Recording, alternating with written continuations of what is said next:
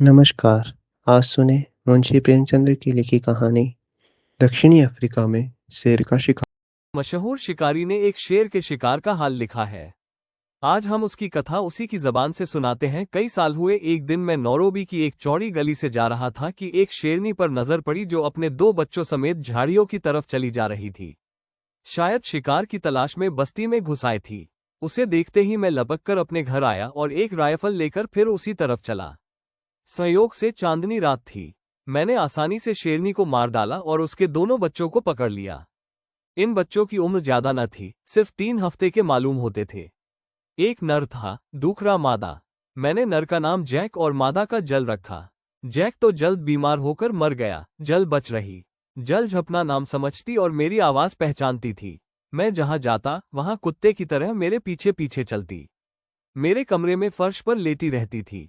अक्सर मेरे पैरों पर सो जाती और जागने के बाद अपने पंजे मेरे घुटनों पर रखकर बिल्ली की तरह मेरा सिर अपने चेहरे पर मलती। एक दिन चांदनी रात में जल को साथ लेकर सैर के लिए निकला। हम दोनों खुशी के साथ सड़क पर चले जा रहे थे। मैं ये बिल्कुल भूल गया था कि उस दिन होटल में नाच होने वाला है।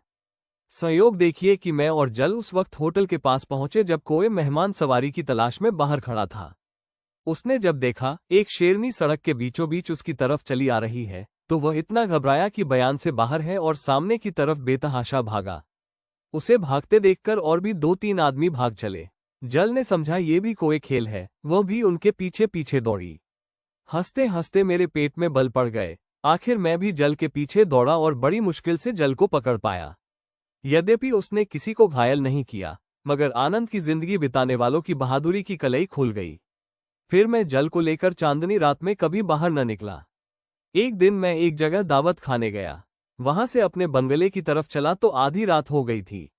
आधा रास्ता तय कर चुका था कि एकाएक बंदूक चलने की आवाज सुनाई दी। ऐसा मालूम हुआ कि कोई आदमी घबराहट में शू कर रहा है। जरा और आगे बढ़ा तो देखा कि एक संतरी लालटेन के खंभे पर चढ़ा बदहवासी की हालत में शू कर रहा है। मुझे देखते ही उसने कहा, साहब जरा बचे रहिएगा, एक शेर बिल्कुल पास खड़ा है और घोड़े को खा रहा है। मैंने इधर उधर निगाह दौड़ाई तो 50 कदम के फासले पर एक शेर दिखाई दिया। वो सचमुच एक घोड़े को चट कर रहा था। संतरी के शोरगुल की उसे बिल्कुल परवाह न थी। मैंने संतरी को आवाज दी कि वो जहां है वहीं ठहरा रहे और मैं अकेले एक दोस्त के पास बंदूक लेने गया। जब राइफल लेकर लौटा तो देखा कि शेर बैठा ऊंट चाट रहा है और संतरी ज्यों का त्यों खंभे से चिमटा खड़ा है। मैंने फौरन शेर पर बंदूक चलाई। वो जख्मी तो हो गया, मगर मरा नहीं।